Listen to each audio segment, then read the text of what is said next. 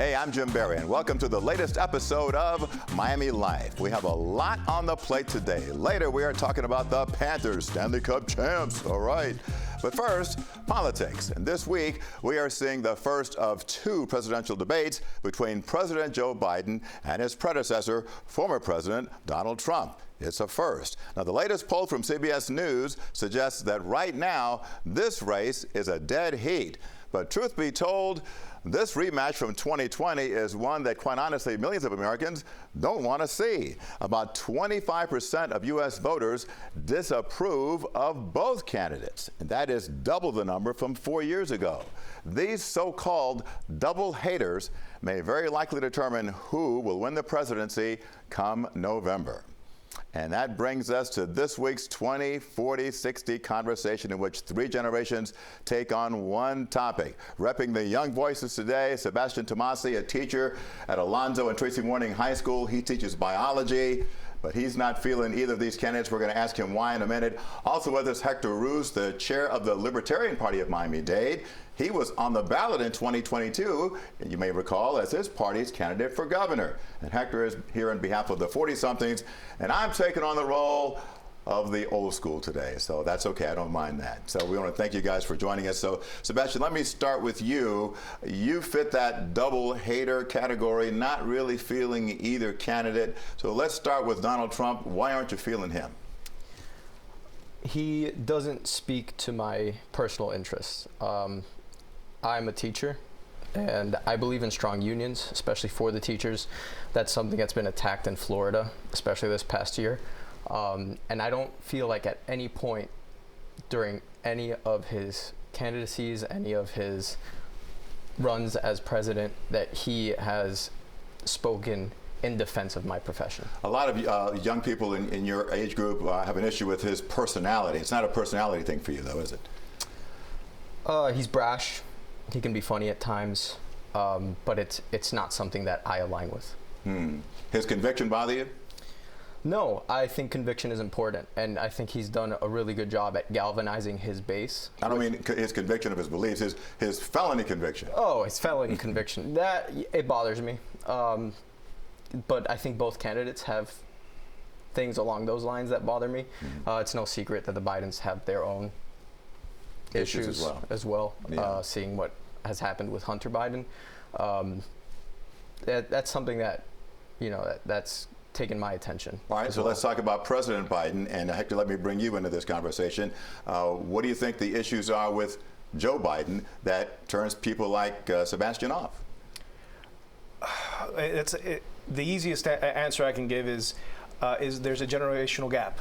That Joe Biden says one thing, and obviously he does, that people remember him for, and then what he says, what he's representing now is different. So imagine he was a champion for, basically for locking people up. He was for the drug war in the 90s. He was the biggest drug warrior in the history of this country. And now he says he wants to, free people. And we're not seeing that completely. We're not seeing that in his administration. We're looking at the disconnect also of how people are feeling about the economy. What is he actually doing about it?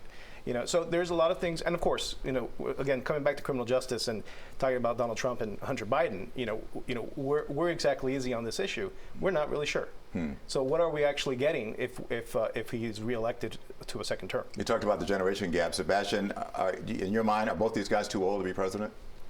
I don't think there is too old to be president. People have ideas, good ideas, bad ideas at any age. Somebody can be 40 and be a great president or be a bad president. Somebody could be 75, be a good president or be a bad president.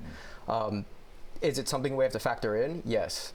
Because at the end of the day, when they're at that advanced age, we have to take into account more than just the person we're voting for. We also have to take into account who's running alongside them. Who's going to be their VP, who's in their cabinet. Those things, I think, hold a little bit more weight. So what can either of these guys say to you to sway you one way or the other? At this point, not much. I'm kind of turned off of either candidate. Like Hector mentioned, Biden has a track record. That's something we can't hide from. He was a big proponent of the crime bill. Yeah. This is a fact. I don't think that he has done enough as president to win my vote for this election. And you talked about a lot of young people your age having issues economically. Hector brought that up. But are those all issues that the president can solve? I mean, I know the rents are through the roof here in Miami-Dade. Cost of housing is through the roof. But can you lay that all at the president's feet? No, certainly not over one election. And I'm a believer that the American political system needs reform. This reform won't happen over one election, over two elections. This is a reform that will need to happen over 20, 30, 40 years. The two-party system you're talking about. I have issues with the two-party system. I have issues with the way we run primaries in states. I have issues with the way that people are allowed to use money in politics. Hector, since you're the libertarian here, I would think that you're hearing him say a lot of things that resonate with people in your party. Oh, absolutely. We don't have a legitimate choice in American politics. It's either you pull lever A or pull lever B. It's like you have to choose between Coke and Pepsi. But you know, the reality is Americans, we pride ourselves in a free market, and we deserve one in politics as well. So all the questions and problems that you're hearing today is a factor of not having opportunities in politics, not seeing choices, and we can do better. Americans deserve better. Both you guys going to vote? Yes, sir. I do plan on it. Yeah. Okay. You're going to vote for one of these two candidates, if I may. You don't have to tell me who, but you're going to vote for one of these two? My mind is not made up yet. Huh. You think it's going to be a game time decision? For me, it will be which cabinet do I align with more. That will be my decision. And Hector? No, I'm pretty clear. I'm not voting for either one of them. So a lot of people in my generation would say, if you don't vote for either one of these guys, that's a wasted vote. Hector? If 1 in 3 Americans decide to vote for somebody else, that's it. That's all it takes. So there's no such thing as a wasted vote. It simply is if you have believe in the system that's supposed to work that way, you vote and let things happen the way they're supposed to. Again, a lot of old school people say, look, this is democracy, like it or not. You have to make a choice. You can't say, I don't like either one. You have to just pick one. And otherwise, the greater of two evils may end up being in office instead of the lesser of two evils that you may decide to vote for. Sebastian? I agree with Hector in that it is not a wasted vote. My issue with it is that without reform, that vote is wasted. And I fully respect those who do choose to vote for a third party. I personally don't feel comfortable doing it because I would like to have my voice heard a little bit more. And without the reform, that won't happen. One way or the other. Yeah. All right. Well, we'll see how it goes. The latest data suggests that a lot of people in the old school generation are going to vote. 95% will vote. Only 60-some% in your age group will. What do you think it'll take to change that dynamic, Sebastian? I think it will take a movement that gets my generation to get even registered to vote. We don't have enough. A movement or a candidate? A movement. I don't think it should come from a candidate. That's another issue that I have with the political system that's in place, is that it always tends to have to come from a politician, and it should be more of a grassroots movement. Hector, let you have the last word on this. It's about opportunity. There are two interesting candidates that are not Trump or Biden. You have the Libertarian nominee is Chase Oliver. He's the first millennial that we've ever put up for this office, and the other person, of course, is Robert Kennedy Jr. So if people aren't convinced there are options this year, I mean, they certainly have them. Yeah. All right. A lot of people don't see RFK Jr. as a viable option, but maybe that's neither here nor there at this point. Well, if people want more of the same, they know where they can get it. And if they want change, they certainly have their options this year. All right. Sebastian, Hector, thank you so much for being here with us today. It's certainly something that we'll be looking at to see how this whole thing unfolds, and I'm certain that both of the candidates from the major parties would be wise to listen to what you guys are saying, because you represent the voice of the future. Thank you so much. Still ahead of Miami Life, we will talk about those Stanley Cup champ Florida Panthers. But first, sea levels are rising at a rapid pace. See what's being done to protect some neighborhoods from potentially catastrophic damage. We're coming right back on Miami Life. Welcome back. As the recent flooding reminded us, South Florida remains vulnerable to nature's wrath. Sea levels are rising faster than ever before. So fast, in fact, that some South Florida areas could be underwater in several decades. CBS News Miami meteorologist Casey Sherman explains what is being done to prevent catastrophe. Carlos Alvarez is the manager at Pub Belly Sushi in Sunset Harbor. Today it's dry, but that's not always the case. The storm system that brought heavy rain to Miami Beach last November flooded the restaurant. You can see also the damage in the wall. That caused by the water, but all the flooding that every year. And for a bustling sushi spot like this one, flooding hurts business and is a big source of frustration. It's really frustrating because we can't do anything until we don't have the pump station like turn on over there. Everything is like full of water. The pump station he's referring to is one of many that have been installed on Miami Beach over the past decade. These pumps, along with raising streets, are methods being used to combat sunny day, high tide, and heavy rain flooding, which are getting worse thanks to sea level rise. Over the past 80 years, the sea level has risen about a foot in South Florida. As sea level continues to rise, drainage systems based on gravity become less and less effective. So storm water and water from a high tide flooding eventually has nowhere to drain, and eventually then reverse flow can happen. Because of that, pump stations like this one behind me have been installed across Miami Beach to mechanically pump out the water off the roads and put it back into the bay. But will this be enough to keep up with future sea level rise? This is the NOAA Intermediate High. Ryan McNulty, a senior research associate at the University of Miami's Rosenstiel School of Marine, Atmospheric, and Earth Science, says sea levels are rising and doing so at a faster pace. It's pretty clear to see it's not a straight line. So that's where, relative to 2020, this projection has another foot of sea level rise by 2050. Another 2 feet or so by 2070, and another 3 feet or so by 2080. So it speeds up. With some parts of South Florida sitting at only 3 feet above sea level, a 3-foot rise in sea level by 2080 would mean some areas would be underwater. The ocean is coming up. There's absolutely no way around that. And so we can adapt as much as we can. If that's something as simple as raising roads, installing pumps, those are things that we've already done. That's kind of a short-term fix. Scientists like McNulty note that there are a lot of unknowns when it comes to sea level rise forecasting, but there's no question that the ocean is rising at an accelerated rate.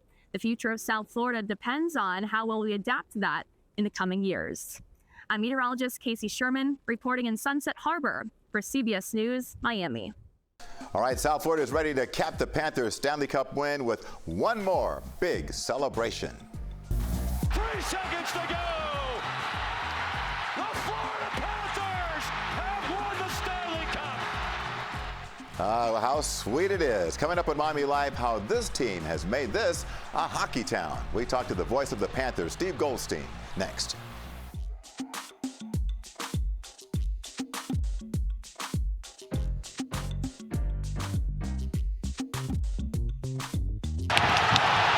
Seconds to go. One last gasp for Edmonton. Bouchard's pass didn't click with Draisaitl. 12 seconds to go. Florida trying to end it up against the wall, which would be fitting. 3 seconds to go. The Florida Panthers have won the Stanley Cup.